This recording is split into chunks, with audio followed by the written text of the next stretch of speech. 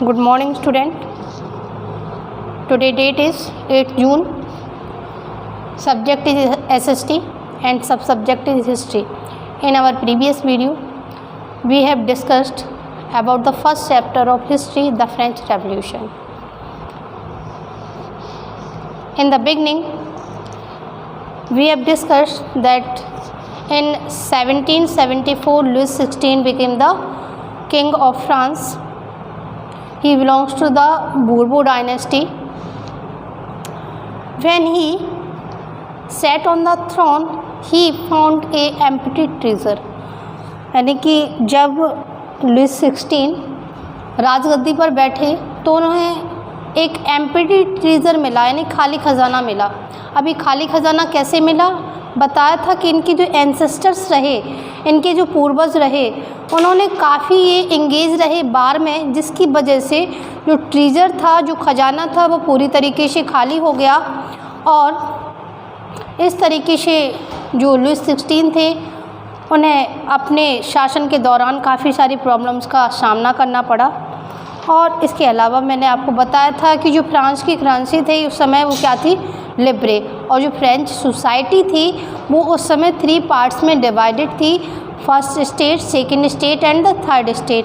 First state में बताया था मैंने कि in first state the clergy people and the second state nobility थे, जैसे कि प्रिंस, किंग्स और क्वींस।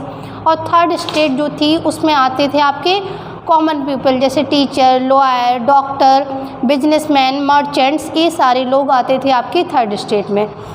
चलिए अब आगे देखते हैं। Figure shows how the system of state in French society was organised. Peasant made up about 90% of the population. यानी कि अब यहाँ पे हमें देखना है कि जो फ्रेंच सोसाइटी थी उसमें 90% जो पॉपुलेशन थी उसमें कौन था? किसान थे, मजदूर थे। However, only a small number of them owned the land and cultivated.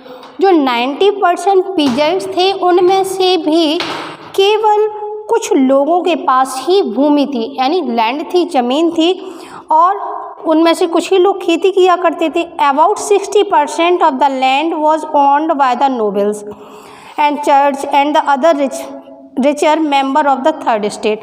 और इसके अलावा जो 60% लैंड थी वो किसके पास थी? नोबल्स के पास। नोबल्स में कौन थे? किंग्स थे, प्रिंस थे, प्रिंसेस थी। और इसके अलावा चर्च के जो लोग थे और जो रिचर मेंबर्स, यानी कि कुछ धनी वर्ग था, इनके पास 60% लैंड थी उस समय। The members of the first 2 state, that is the clergy and the nobility. अब जो 2 स्टेट थी, first state and the second state, तो इनमें कौन कौन थे पता है? क्लर्जी थे और नोबिलिटी पीपल थे, और enjoyed certain privileges by birth. और इनके पास certain privileges by birth, it means they have some birth right, यानी उनके पास कुछ जन्म सिद्ध अधिकार थे। ठीक है ना? जन्म से ही, जैसे कि राजा का जो बेटा होगा वो क्या बनेगा? राजा। उसका बेटा भी क्या बनेगा? राजा। तो इस तरीके से जन्म के आधार पे उनके कुछ उन्हें अधिकार जो है मिले हुए थे। The most important of these was exemption from paying tax to the state. और देखिए सबसे बड़ा जो उन्हें फ़ायदा मिला हुआ था वो क्या था? सबसे ज़्यादा लैंड थी। हमने देखा कि 60% जो ये थे लैंड ओन कर रहे थे, ये 2 स्टेट, फर्स्ट स्टेट और सेकंड स्टेट। और उसके अलावा इन्हें कितने सारे प्रॉफिट थे कि इन्हें कोई टैक्स भी नहीं देना, ज़मीन भी ज़्यादा थी, पैसा भी अच्छा कमा रहे थे और टैक्स भी नहीं दे रहे थे। The nobles further enjoyed feudal privileges. अब नोबल्स जो थे, जमींदार वगैरह, किंग्स वगैरह, इनके पास फ्यूडल प्रिविलेजेस थे। फ्यूडल प्रिविलेज मतलब जो जमींदारी प्रथा थी। जमींदारी बताया था कि जो फ्रांस था वो कई सेक्टर्स में डिवाइडेड था और हर एक सेक्टर में राजा तो जाता नहीं था, इसलिए कुछ उन्होंने अपने कर्मचारी अलग अलग जगह पे नियुक्त कर रखे थे जो लोगों से टैक्स लेते थे, है ना? ज़मीन पे आपकी जो उपज हो रही है उसका आपका टैक्स देना पड़ेगा।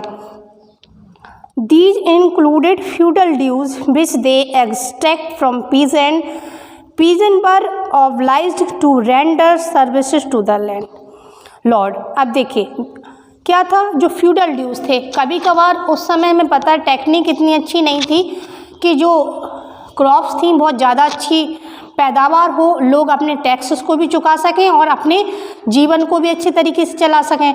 तो क्या था, जब वो टैक्स नहीं दे पाते थे तो वो डेब्ट ट्रैप में फंस जाते थे। डेब्ट ट्रैप क्या होता है, यानी कर्ज का जाल। इस बार नहीं चुकाया तो उसके ऊपर ब्याज के ऊपर ब्याज चलता जा रहा है, इंटरेस्ट के ऊपर इंटरेस्ट लगता जा रहा है।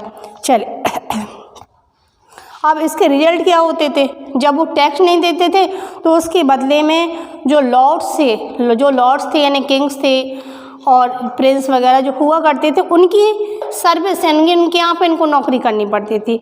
To work in the house and fields, to serve in the army और to participate in the building roads.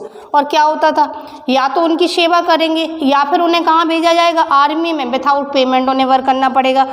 या फिर उस समय जो कंस्ट्रक्शन का काम चल रहा था, रोड कंस्ट्रक्ट किए जाते थे, उस रोड कंस्ट्रक्शन में भी इन्हें क्या करना पड़ता था, विथआउट पेमेंट वर्क करना पड़ता था। The church too extracted its share of taxes called tithes from peasants. अब इसमें देखिए हम टैक्सेस भी पढ़ेंगे। टैक्सेस भी लोगों को एक टैक्स नहीं देना पड़ता था कि केवल एक टैक्स दे दिया चलो फ्री हो गए, बल्कि अलग अलग तरीके से उनके ऊपर टैक्स लगाया जाता था। तो जो पहला टैक्स जो लोगों को देना पड़ता था, जिसको बोलते थे टीथेस, तो ये किसके द्वारा लगाया जा रहा था, ये लगाया जा रहा था चर्च के द्वारा।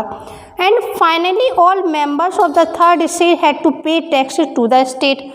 और थर्ड स्टेट के जितने भी मेंबर्स थे उन्हें टैक्स देना पड़ता था, किसको, राज्य को। These included a direct tax called taille. इसके अलावा एक और डायरेक्ट टैक्स लिया जाता था, वो क्या नाम था उसको, taille. And number of indirect tax which were levied and articles of everyday consumption like salt और टमैको। इसके अलावा जो एक टैक्स लगता था टैली, वो किसके लिए लग रहा था, जो आप डेली यूजेस में आर्टिकल्स यूज कर रहे हैं, जैसे कि नमक है, तम्बाकू है, तो इसके लिए भी आपको टैक्स देना पड़ेगा। The burden of the financing activities of the state through taxes were borne by the third state alone. और जितना भी बर्डन था, बोझ था टैक्सेस का, वो किसे झेलना पड़ रहा था, वो झेलना पड़ रहा था थर्ड स्टेट को। मैंने बताया था both the state, both first and the second state is free from the taxes. The only burden of the taxes is on the third state. Okay, देखिए कुछ ही पॉइंट्स हैं that is rememberable. First is Libre. तो क्या थी Libre, ये note कर लें आप। लिब्रे थी unit of currency in France.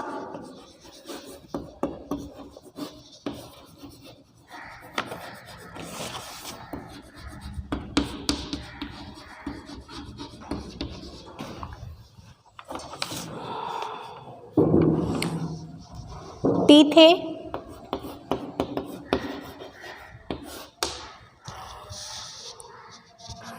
a tax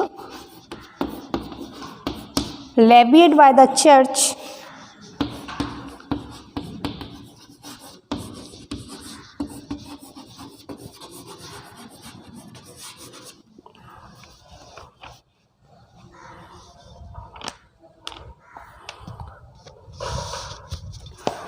that was 1/10 of the agriculture produce, that was 1/10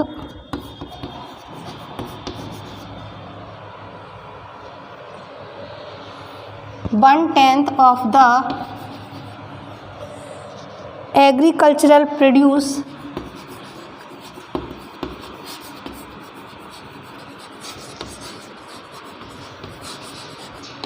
ठीक है। यानी कि जो आपका टीथे था, ये क्या था, ये था आपका एक टैक्स जो कि किसके द्वारा लगाया जा रहा था, चर्च के द्वारा। और ये कितना होता था, जो आपका एग्रीकल्चर प्रोडक्शन हो रहा उसका ये 1/10% होता था जाके। अब देखते हैं टैले।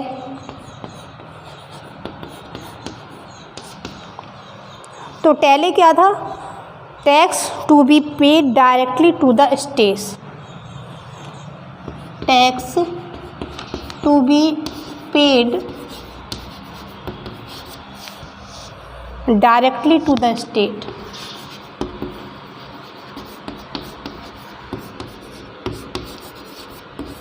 ये सीधा कर था जो सभी को देना था, किसको देते थे? स्टेट को, पहले। तो ये कुछ पॉइंट्स हैं आपको रिमेंबर करके रखने हैं।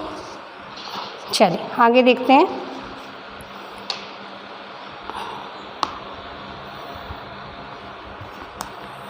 Struggle, the struggle to survive, यानी कि जीवन के लिए संघर्ष। The population of France rose from about 23 million in 1750 to 28 million in 1789। तो सबसे पहले जो फ्रांस के लिए कंडीशन क्या बनी कि फ्रेंच रेवोल्यूशन रहा होगा, तो कंडीशन पहले ये थी कि जो फ्रांस की पॉपुलेशन थी, जो जनसंख्या थी 1715 में, 1715 में वो कितनी थी? 23 मिलियन, ठीक है। और वही इंक्रीज होके 1789 में कितनी हो गई? 28 मिलियन।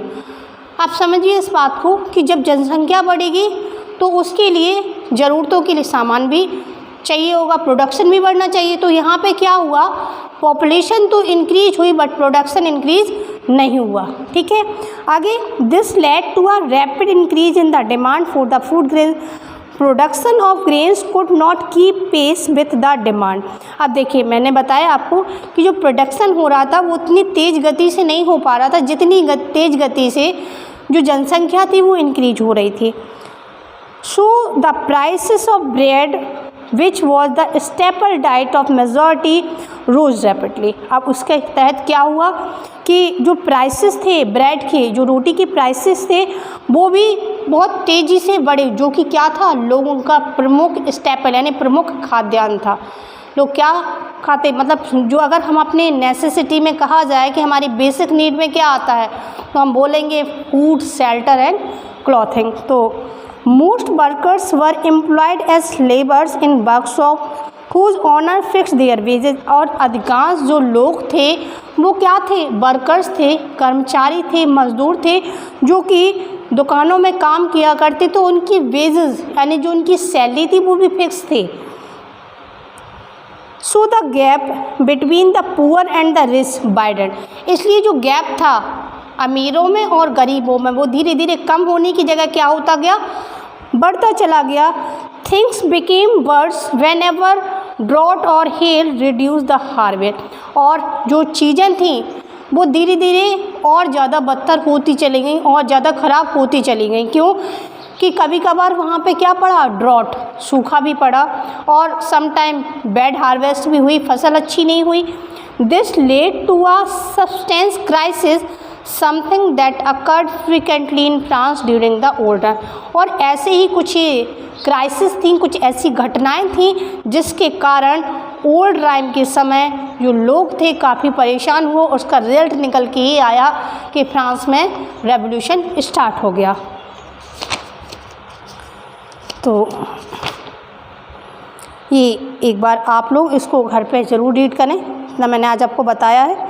कुछ मेन फैक्ट्स हैं, डेट्स हैं, इनको आप सेल्फ से राइट करिए। जिस पे ज़्यादा फोकस करती हूँ कि इसको आपको मतलब अच्छे से याद करके रखना है, तो लेसन को एक बार फिर से रीड करिए। आज मैं यहीं पे स्टॉप कर रही हूँ, और कल हम जो है अपनी नेक्स्ट जो टॉपिक है उसको लेंगे। नेक्स्ट टॉपिक होगा हमारा a growing middle class envisages and end of privileges. देखिए इसको आप रीड करिएगा एक बार, और कल इसको हम कंटिन्यू करेंगे। Now thank you and have a nice day.